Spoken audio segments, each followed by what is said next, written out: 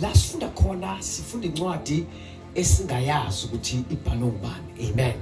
Icishe ifana nencwadi yamaHebrews akazi announce umbhalo wayo noma akazisho ukuthi ubani. Amen. Siyacabangela ukuthi enye yama-sons noma enye yamadodana kaSamuel. Amen.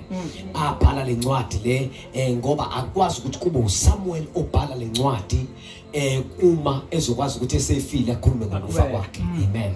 Okusho ukuthi kubhalwa umuntu othile ebhala ngokomlando kaSamuel. Praise the name of the Lord. Le ncwadi isinikeza umqondo ke ebalekile, isinikeza umqondo wokuqala esiubiza ngokuthi noma ikhuluma ngento yokuqala, ikhuluma ngeperfect will kaNkulunkulu. Ikhona bazalwane. Iphinde ibe nokuphikisana futhi okuthile ikhulume ngepermissive will kaNkulunkulu. Ikhona bazalwane. La sifunda khona siyathola ukuthi kuyona lencwadi le kukhona isikhathi la khona uIsrael bawukhala khona ukuthi sifuna inkosi njengazo zonke ezinye izizwe ezikhona. Ikhona bangcwele. And uNkulunkulu had denied them a king ngesizathu sakhe. Ikhona bazalwane. Ngoba it is very possible mangifike emsindisweni I thought ukuthi uNkulunkulu othi mawuthi letha Nkosi athi me kanti angazi ukuthi uNkulunkulu okwaziyo ukuthi athi cha futhi enesizathu. Baningi abantu abangene kanjalo emsindisweni bazi ukuthi mawuke wakhonwa nje, and if you have faith, ifaith yakho ikulandela noma yini, khona izinto ifaith yakhe engayiletha kodwa uNkulunkulu asibambe yena ifaith ikwazi ukuziletha. Hawu phinde futhi ngisho ifaith ingakwazi ukuyiletha kodwa uNkulunkulu athi hawu ifaith yakho inamandla kuyilanda. Now the Bible tells us ukuthi ke uNkulunkulu bathi mebecela inkosi, then uNkulunkulu wabesethi ngizonika kodwa it's not from the perfect will yami but it's out of a permissive will. Ngiyavuma ngiyanika nje nikhona kodwa bangcwele ngoba niyayidemanda. Praise the name of the Lord. Nithi ke iBhayibheli masiqhubeka sifunda siyathola ukuthi la uma uyihlola lencwadi le ikhuluma ngokwehluka phakathi kokubiziwe noma nokugcotshwe uNkulunkulu noma okubekwe uNkulunkulu nokubekwe abantu. Nikhona bangcwele.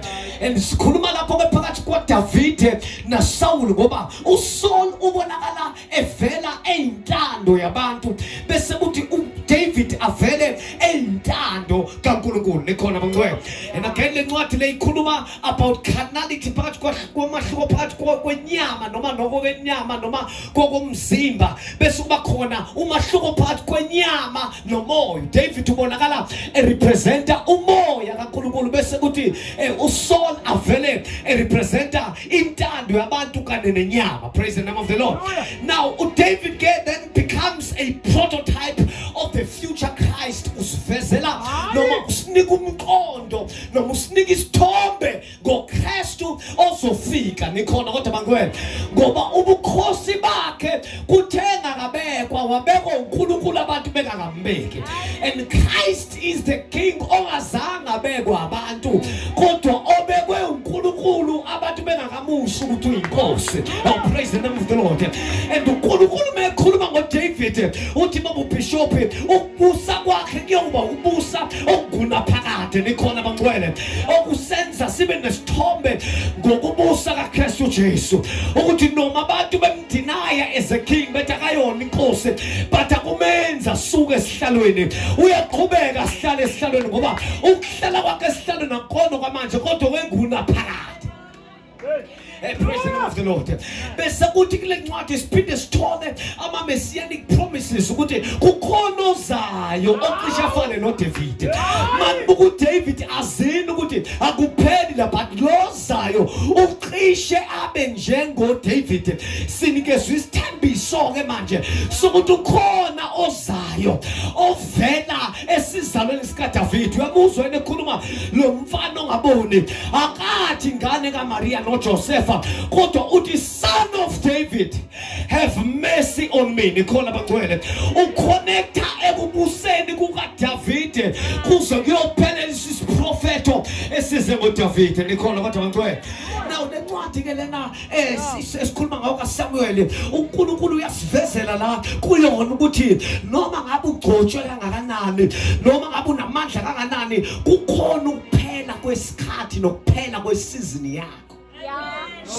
Angeke usuhlale unomphela upowerful noma unamava amava azohamba hambe aphele bese uNkulunkulu kube khona abavusayo.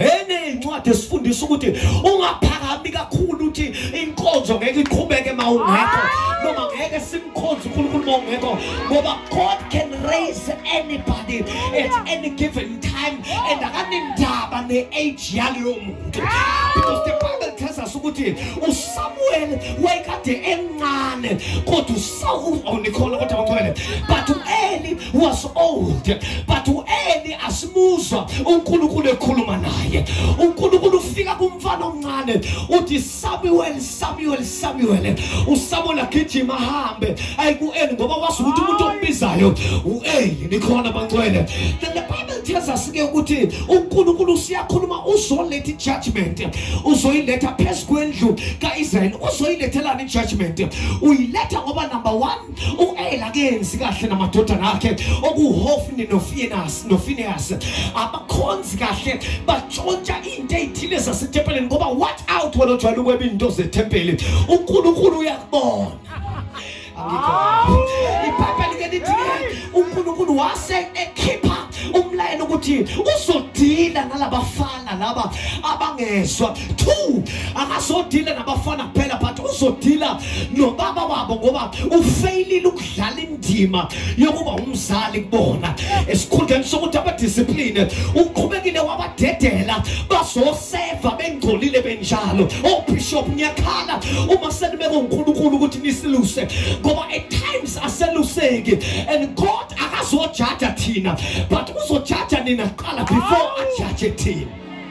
The Bible tells us ukuthi uNkulunkulu wabesethi ngizophonsa judgment phezu kukaIsrael ngizophonsa judgment phezu kwendawo la kwenziwa khona imihlatshelo ngizophonsa judgment kumpriest ohleli but before ngiphonsa judgment I will raise somebody omncane ozomela nikhona kodwa bangcwele but lo mfana umezezalwa izinto ezinkulu azizalwa asihlekwa uma ezozalwa lo mfana kwabizwa ukuthi isibeletho sikama wakhe sithi ukuvalwa for a while wazalwa kwiprayer wazalwa kuthandazwa ngoba into enkulu azizalwa sineke ukuhlekwa kudliwa ama-choice asothethe kodwa into enkulu zizalwa ey'nyembezini.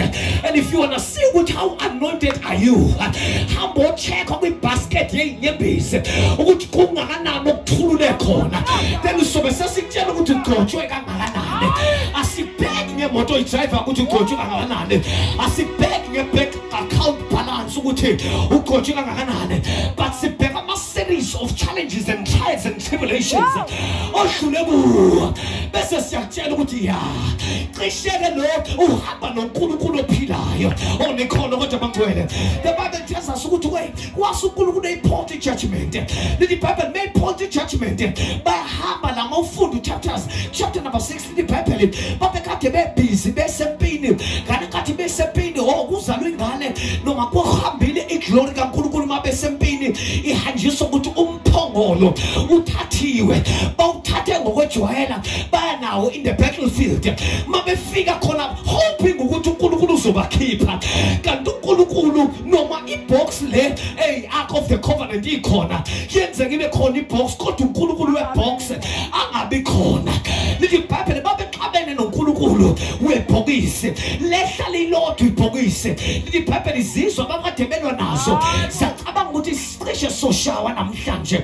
Lithi iBhayibheli kwase kuba khona phakathi kwabo abaza siqhubeke nempi siye phambili ngoba hlaze mhlambe siwine because isitha soyeka ukuzama until sesithole ukuthi uqabene nesource yamandla akho onikhona kodwa namhlanje ebusuku isitha sizokushaka lula hayi ngoba uweak hayi ngoba ungenamandla. The day uqabene uhlangane noNkulunkulu okunikeza amandla ila uzobonakala khona ubulula bakho. iBhayibheli lithi ke mangabe bekuyikhona kwi-battlefield uNkulunkulu wanga-appear up wangabonakali akhe ikhona yathathwa yayoyiswa endlini kaDagoni. lithi ke iBhayibheli mangabe isendlini kaDagoni lithi iBhayibheli uNkulunkulu wabe seyilwela yena izimpi zakhe ngoba noma ngabe izandla zethu zingalwe uNkulunkulu uyazilwela zakhe izimpi. And he is a self-sustaining God, a self-existing God. He is God after all.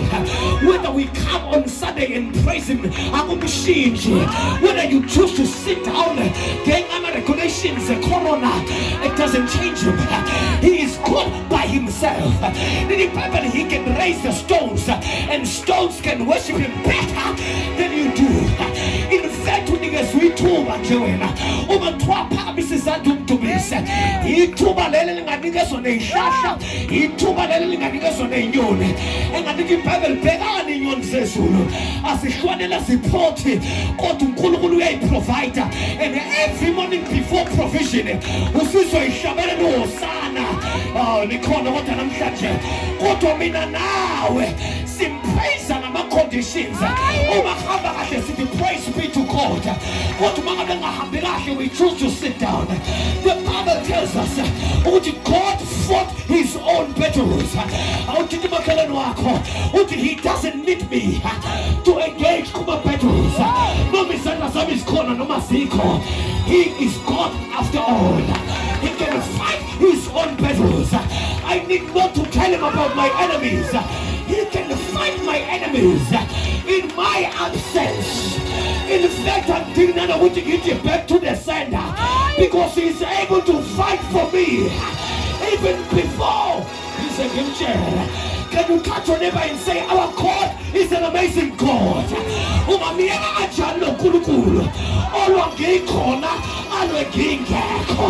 At my sleep we are the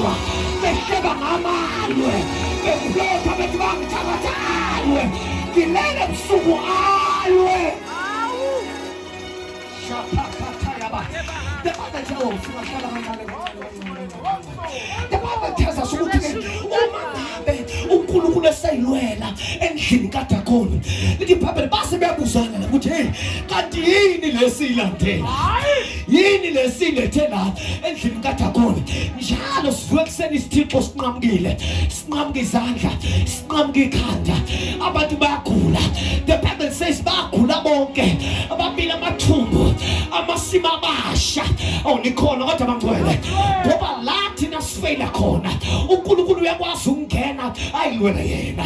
Lithi iBhayibheli base beyabamba ke ngenxa isikhathi base bethumela ke base behlangana bonke benza meeting amakhosi eindawo ezehlukene kwathiwa senze nje asibuyisele lento yabemuva ngoba iyabasebenzela bona kuthina ayisebenzile.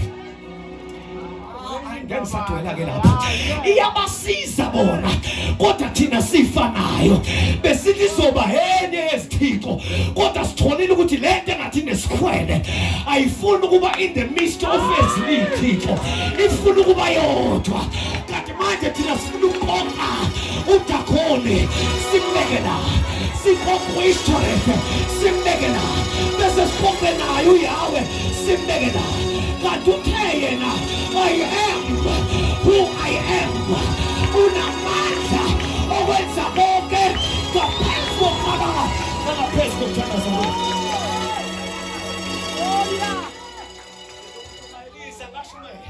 The Bible tells us ukuthi ke uma seyilwela uNkulunkulu base bahlangana bathi please asibone ukuthi simkhipha kanjani noNkulunkulu nikhona kodwa bangcwele ungalingi ukuxabana nabantu abaxabana nawe ngoba lenge muva bayahlangana bebodwa bathi ayingeke engathi lento yakhe le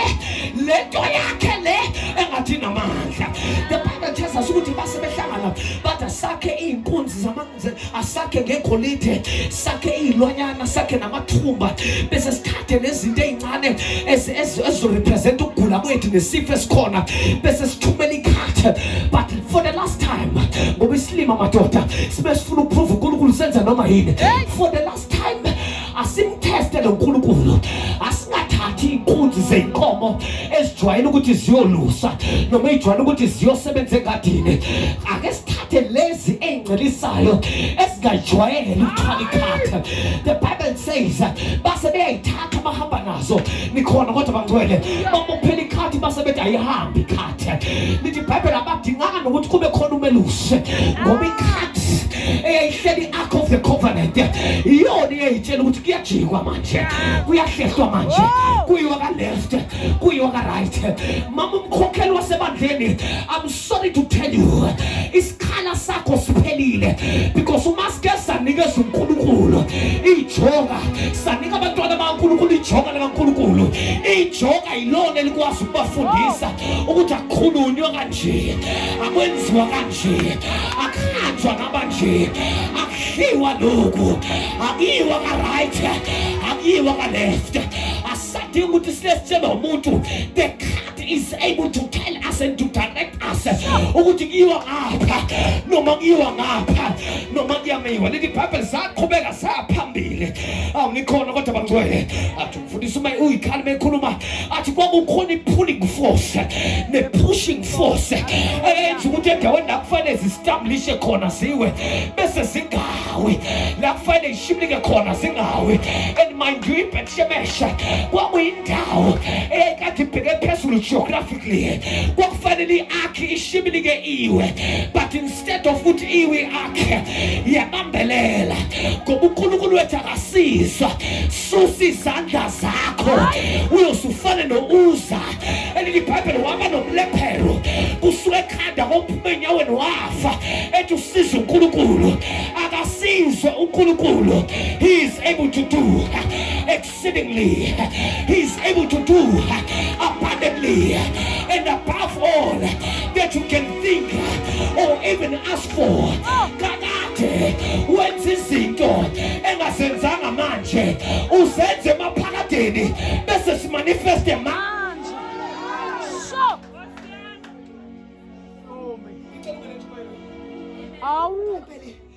Wathi uma ngabe sebenze njalo, lithi iBhayibheli ke base ke bathatha umphongolo bayobeka for isikhathi. Nikhona bangcwele. Amen. Bawubeke nani isikhashana as I'm about to preach now. Lithi iBhayibheli bawubeka ngoba uma bezibuka bona bamshisi, bazibuka bengcolile bengekho right. Base bethi awungayi umphongolo endaweni ekufanele uye kuyo, awuthi uhlala kancane. Bese sithi ukuthola ithuba noNkulunkulu lithi ungayeki ukusithandazela. Nikhona bangcwele. Ungayeki ukusikhulekela. Bakhuluma noSamuel, Samuel ungayeki ukusikhulekela. Lithi then uSamuel wasebuya nempendulo evela kuNkulunkulu. Mebuya nempendulo ithi angikwazi uqala ngibe uNkulunkulu wami kusekhona ama-altars around. Abaqali badile nama-altar lawa asebewakhile endaweni kwakuthiwa i-land of the promise. Ngoba ngicela ukushite odwa muzi waseMpitamarisburg, uma nibona kunamanye ama-altar avukayo eMarisburg, alokwazi ukuthi ulaka luzokwehla-ke njalo. Uma sekukhona abanye ababiza amanye ama-altar sesizoba senkingeni ngoba uma sobiza i-altar lodwa sizoba nomsamo wodwa wasemazulwini, eminye imisamo iphelelwa amandla. iBhayibheli wabe seUNkulunkulu esethi ke abadestroy kuverse number 3 to 4. iBhayibheli wabe seorderisha ukuthi Samuel batshele badestroy wonke ama-altar. uNkulunkulu mezosebenza ke uyabadestroya, uyathi akususwe wonke